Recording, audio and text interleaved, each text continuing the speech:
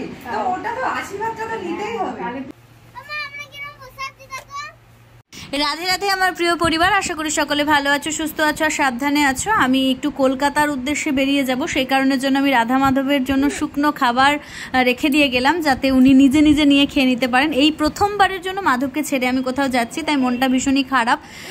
গতকালই মনে হচ্ছিল যে মাধব আমায় যেতে দিতে চায় না, কিন্তু যেহেতু আমার একটা এমার্জেন্সি কাজ পড়ে গেছে, তাই দুটো বাচ্চার মাকে সঙ্গে নিয়ে বেরিয়ে পড়লাম কলকাতার উদ্দেশ্যে। আমাদের গন্তব্যস্থল যেহেতু অনেকটা দূরে ছিল এবং আমরা যেহেতু পাবলিক ট্রান্সপোর্টে গিয়েছিলাম, কোনো প্রাইভেট জিনিস আমাদের এখন পর্যন্ত ছিল না, তো সেই কারণের জন্য একটু হেনস্থা হতে হয়েছে।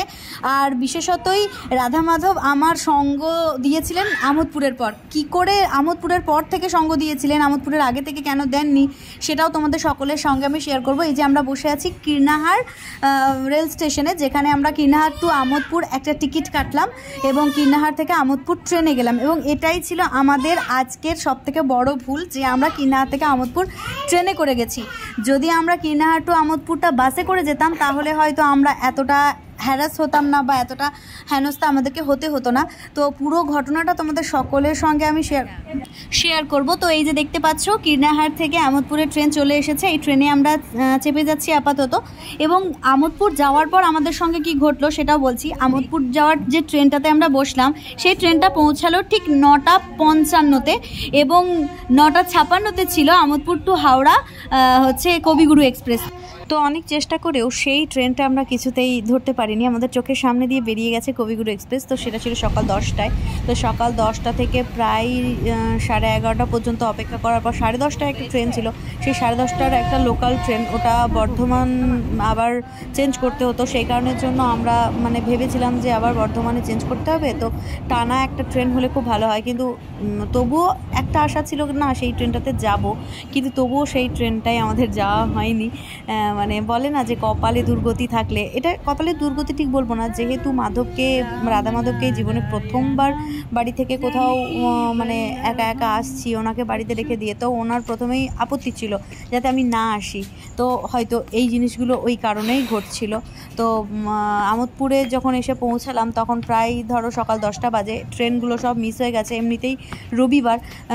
এর পরে আবার আমোদপুরে ট্রেন হচ্ছে একদম দুপুর 2টোয়। এবার দুপুর 2টো পর্যন্ত ওয়েট করে ট্রেন ধরে হাওড়া আসা মানে সন্ধ্যে 6টা বেজে যাবে। আর সঙ্গে যেহেতু আমি, আমার মা এবং দুটো বাচ্চা রয়েছে, তো সন্ধ্যেবেলাটা একটু অড টাইম আমাদের জন্য। যদিও কলকাতার মার্কেটে সন্ধ্যে কোনো অসুবিধা নেই, কিন্তু তবু আমাদের জন্য, আমরা যেহেতু গ্রামের মানুষরা, আমাদের জন্য সন্ধ্যেবেলাটা একটু কষ্টকর। তো আমোদপুর স্টেশনে অনেকক্ষণ অপেক্ষা করার পর ওখানকার একজন অফিসারকে জিজ্ঞেস করলাম যে আমরা এখন কি করতে পারি। তো উনি বললেন যে তোমরা এক কাজ করতে পারো, যে প্রান্তিক স্টেশনে টোটো ধরে প্রান্তিক স্টেশন চলে যাও এবং প্রান্তিক স্টেশন থেকে তোমরা অন্য একটি এক্সপ্রেস ট্রেন ধরে নিতে পারবে। কারণ অনেক ট্রেন আছে যেগুলো আমোদপুর ধরে না, কিন্তু প্রান্তিক স্টেশন ধরে। তো আপাতত আমরা এই যে অটোতে চেপে পড়েছি। সত্যি কথা বলতে কি, আমি বারবারই মাকে বলছিলাম, মা চলো ঘুরে বাড়ি চলে যাই, আমাদের পক্ষে আর সম্ভব না। তো জানি না কেন হঠাৎ করে আমোদপুর পর্যন্ত ওই চেনা রাস্তাটা 24 বার আমরা ঘুরেছি, সমস্ত জায়গা চেনা, অথচ আমরা ঘূর্ণির মতন ঘুরেছি, যেহেতু রাধা মাধব আমার বাড়ি থেকে আমোদপুর পর্যন্ত আমার সত্যি করেই সঙ্গ দেননি। তারপর আমোদপুরে আসার পর একটু যখন চোখ দিয়ে জল চলে এলো মাধবের নামে, তখন এই দাদাভাইয়ের সঙ্গে পরিচয় হলো। এই দাদাভাইয়ের বাড়ি আমাদের এই এলাকাতেই, ভালাস বলে একটি জায়গা আছে, ওখানে ওনার বাড়ি। তো উনিও হাওড়া যাচ্ছিলেন। হঠাৎ করে কি মনে হলো, ওই দাদাভাইকে আমি কোনোদিন দেখিনি, চিনি না। জিজ্ঞেস করলাম, দাদাভাই আপনি কোথায় যাবেন? উনি বললেন হাওড়া যাব। তো আমি বললাম যে হাওড়া যাবেন, কোন ট্রেন ধরবেন? তো উনি বললেন যে প্রান্তিকে একটা কুলিক এক্সপ্রেস বলে একটা ট্রেন আসবে, যেটা একদমই 12টায় টাইম। তো আমরা যদি খুব তাড়াতাড়ি যেতে পারি তাহলে ওই ট্রেনটা আমরা পেতে পারি। সত্যি কথা বলতে কি, এই কুলিক এক্সপ্রেসের নাম কিন্তু আমি জানতামও না এবং আমার কোনো ধারণাও ছিল না যে আমি দুপুর 1টা বা 2টোর আগে কোনো ট্রেন পেতে পারি। তো এই দাদাভাইয়ের জন্যই স্পেশালি আমরা এই কুলিক এক্সপ্রেসটা পেলাম।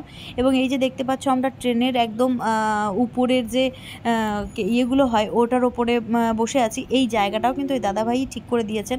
তো আমি কেন যে প্রথমে বললাম আমোদপুর থেকে ভগবান আমাদের সঙ্গ দিয়েছেন, আমোদপুর পর্যন্ত আমাদের সঙ্গে সত্যিই ভগবান ছিলেন না। ওই কারণের জন্য ভগবান যেহেতু আমোদপুর অবধি আমাদের সঙ্গ দেননি, তাই ওইটুকু জায়গার মধ্যে আমরা ঘূর্ণি পাকের মতন ঘুরেছি 1.5 ঘন্টা ধরে। আর সেটাই জাস্ট 1 সেকেন্ডে হয়ে গেছে। এই দাদা ভাইয়ের সঙ্গে যখন দেখা হলো এবং অজানা হলেও জাস্ট কথা বললাম যে ঠিক আছে, রাস্তায় অনেক মানুষের সঙ্গে আমাদের পরিচয় হয়, তো সেই হিসেবে আমি জাস্ট কথা বললাম যে কিছু তো একটা উপায় হতে পারে। তো ওনার সাথে কথা বলার জন্যই কিন্তু এই ট্রেনটা আমরা পেলাম, এবং এই ট্রেনটা পাওয়ার জন্যই কিন্তু দুপুর আমরা হাওড়া স্টেশন পৌঁছতে পেরেছি। আর না হলে আজকে আমাদের হয় হাওড়া স্টেশন পৌঁছতে অনেক সন্ধে হয়ে যেত, নচেত আমাদের ফিরে বাড়ি চলে আসতে হতো। তো যেহেতু মাধবকে বাড়িতে রেখে এসেছি, মনটা আমারও খারাপ, মনটা মাধবেরও খারাপ। তো এটা আমরা রাস্তায় বুঝতে পেরেছি। আমি আর আমার মা বলছিলাম যে দেখো, ঠাকুর যদি সঙ্গ দেয় তাহলে কি থেকে কি হয়ে যেতে পারে। নাহলে আমরা কখনো ভাবিনি যে এই এক্সপ্রেসটা, এই কুলিক এক্সপ্রেসটা আমরা পেতে পারি। তো এই যে দেখতে পাচ্ছ, এটা হচ্ছে বর্ধমান থেমেছিল একটা সময়ের জন্য। তো বর্ধমানে একটু মানে ভিডিও করলাম, যেহেতু আমি পুরো রাস্তার জার্নিটা তোমাদের সঙ্গে শেয়ার করব, সেই কারণের জন্য আমি একটু করে ভিডিও ফুটেজ নিয়েছি। বৈদিককে জামাটা খুলে দিতে হয়েছিল, বেচারা অনেক গরম ছিল ট্রেনের মধ্যে, তো বাচ্চা মানুষ, তাই দেখলাম যে একটু জামা খুলে দেওয়া হোক। বৈদিককে জামা খুলিয়ে দিয়েছিলাম, আর ঐশীকে ওখানে ও দিদুনের কাছে গিয়ে ঘুমিয়েছিল। তো আমরা ট্রেনে করে যাচ্ছিলাম। আজকের অভিজ্ঞতাটা এমনই যে আমার এতদিন পর্যন্ত ভগবানের সাথে আমার লীলাগুলো আমাদের ঘরের মধ্যেই ঘটছিল, যে ঘরেই হচ্ছে সমস্ত কিছু। মানুষজন রাধা মাধবকে দেখতে আসছেন, পোশাক আশাক উপহার দিচ্ছেন, ফল সামগ্রী দিচ্ছেন, কিন্তু রাস্তায় বেরিয়ে যে উনি এইভাবে কতটা রাস্তা আমার সঙ্গে ছিলেন না, এবং কোথাকার পর থেকে উনি আমার সঙ্গ দিলেন, সেটা পুরো উনি আমায় ফিল করিয়ে দিলেন। না হলে এই আমোদপুর বলে যে জায়গাটার নাম বলছি, এই রাস্তায় আমি 1.5 বছর পড়াশোনা করেছি, সব চেনা জায়গা, সব চেনা রাস্তা, অথচ এই চেনা রাস্তাতেই মানুষ আমাকে জাস্ট মানে কয়েকটা মিনিটের একটা রাস্তা যেতে আমাকে 200 টাকা টোটো ভাড়া বলেছিল, মানে কিছুক্ষণ আগে পর্যন্ত। অথচ তার ঠিক 10 মিনিট পর যখন এই দাদাভাইয়ের সঙ্গে দেখা হলো, উনি একটা অটোতে ওঠালেন এবং সেই অটোটা 30 টাকা ভাড়া ওই একই রাস্তায় নিয়ে গেল। তো সত্যি এগুলো মিরাকল। তারপর এই যে বৈদিককে দেখতে পাচ্ছে, ও সুলভ শৌচালয়ের সামনে দাঁড়িয়ে আছে। বেচারা ট্রেনের মধ্যে হঠাৎ ট্রেন থেকে নেমেই ওর পটি পেয়ে গিয়েছিল। বাচ্চা মানুষ, ওদের তো অনেক কিছুই হয়।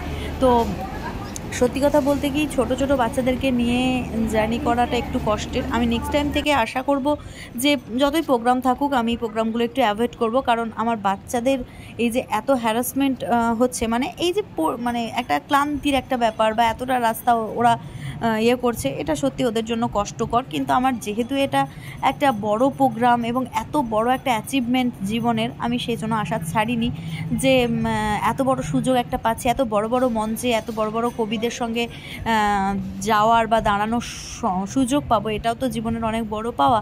তো সেই কারণের জন্য যত কষ্টই হোক, আমি এই কষ্টটা সহ্য করেছি। তবে নেক্সট টাইম থেকে ছেলেরা আর একটু বড় হবে, হাজব্যান্ড থাকবে, তো সবাইকে নিয়ে একসাথে তখন যাওয়া হবে।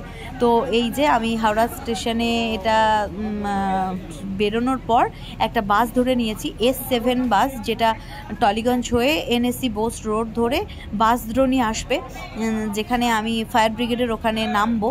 এটা হচ্ছে একটা এসি বাস, কারণ ভীষণই গরম ছিল সেই টাইমটাই, তাই এসি বাসটাই করলাম, কারণ বাচ্চাদের সুরক্ষাটাও একটা দরকার ছিল। এই যে হাওড়া ব্রিজের নিচে দিয়ে পেরিয়ে এলাম আমরা, এখনও হাওড়া ব্রিজ পেরোচ্ছি। এখানে মা গঙ্গাকে দেখে আমার মা বলছে, মা গঙ্গাকে দেখতে পাচ্ছিস, প্রণাম করে নে। তো মায়েরা এরকমই হয়, তো এরকম প্রণাম করে নিলাম। তোমরাও একটু মা গঙ্গাকে আমার মধ্যে থেকে দর্শন করে নাও। আগামীকাল আমার একটা বড় প্রোগ্রাম আছে, সেটাও তোমাদের সকলের সঙ্গে আমি শেয়ার করব। আজকের এই যে ট্রাভেলটা এবং রাধা মাধবের এই যে আমার সঙ্গে এতটা ছলচাতুরি করা, বাড়ি থেকে আমোদপুর পর্যন্ত আমার সঙ্গ না দেওয়া, আমাকে হোপলেস করে দেওয়া, আবার তারপরে ঠিক পর মুহূর্তেই আমার সঙ্গ দেওয়া আমোদপুরের পর থেকে, এটা আমি জীবনে কোনো দিন ভুলবো না। এটা আমার জীবনের চরমতম একটা অভিজ্ঞতা ছিল। হয়তো অনেকে বিশ্বাস করতে পারবে না, কিন্তু আমার সঙ্গে এটা ঘটেছে, আমার বাচ্চাদের সঙ্গে এটা ঘটেছে। মানে কিছুক্ষণ আগে পর্যন্ত যে মানুষ আমি ফিরে যাওয়ার কথা চিন্তা করছিলাম, যে বাড়ি ফিরে যাব, প্রোগ্রামে আর যাবই না, কারণ এত কষ্ট করে প্রোগ্রামে যাওয়াটা ইম্পসিবল, কারণ ট্রেন 2টোর সময়, সন্ধ্যে 6টায় পৌঁছাবো। তো সেই জায়গা থেকে দেখতে পাচ্ছ দিনের দিন আমরা পৌঁছে গেছি। এখন বিকেল বোধহয় যেন 4টে বাজছিল আমরা যখন এই টলিগঞ্জের ওপর দিয়ে যাচ্ছিলাম। তো তারপরে এই যে এই জায়গাটা হচ্ছে ফায়ার ব্রিগেডের ওখানে। তো ফায়ার ব্রিগেড বলতে টলিগঞ্জ পেরিয়ে এনএসসি বোস রোড ধরে এই যে প্রতিভার সঙ্গে দেখা হয়ে গেল। প্রতিভা মেয়েটা সত্যিই অসাধারণ মানুষ, ওর বাড়িতেই গিয়ে উঠেছি। তো ওর কথা আর কিছু বলারই নেই। ওর বাড়িতে পৌঁছে এতই ভালো লাগলো, মানে ও এতটাই মানে ভালোবাসা দিল আমাদেরকে। তো সত্যি ও যদি এইভাবে আমাকে না গাইড করতো তাহলে হয়তো এতটা আমরা করে উঠতে পারতাম না। পুরো হাফ ছেড়ে বাঁচলাম বাড়িটায় ঢুকে। আমার ভীষণ ভালো লাগছে একদমই। তো ওটা তো আশীর্বাদটা তো নিতেই হবে। তাহলে তুমি অনেক বড় হও, আরো বড় হও, তুমি খুব সুখী। আমার খুব ভালো লাগছে যে এমনিতেই কাকটা তুমি এসছে। সুখী। শোনো, এমনিতেই তুমি সুখী। আমার একটা জিনিস মাকে আমি প্রথম থেকে আমার নিজের ইয়ে ছিল যে প্রতিভার সাথে একবার যখন দেখা হয়ে যাবে তখনই মানে মাকে আমি একটু শান্তি দিতে পারবো। সারা রাস্তাটাই প্রত্যেকটা মানুষের যা হ্যারাসমেন্ট হলো। তারপর ওর বাড়িতে একটু রেস্ট নিয়ে খাওয়া দাওয়া করে সন্ধ্যাবেলা আমরা একটু রেডি হয়ে প্রতিভার সঙ্গে বেরিয়ে গেলাম সুপার মার্কেটে। এই যে মাকে রেডি করে দিচ্ছে প্রতিভা নিজে, তারপরে এই যে দেখতে পাচ্ছ আমিও রেডি হয়ে গেছি। এবারে আমরা কোথায় যাচ্ছি পরের দিন আবার শেয়ার করব। তো এই ছিল আজকে আমার জার্নি। কেমন লাগলো জানাতে ভুলো না। রাধে রাধে, হরে কৃষ্ণা।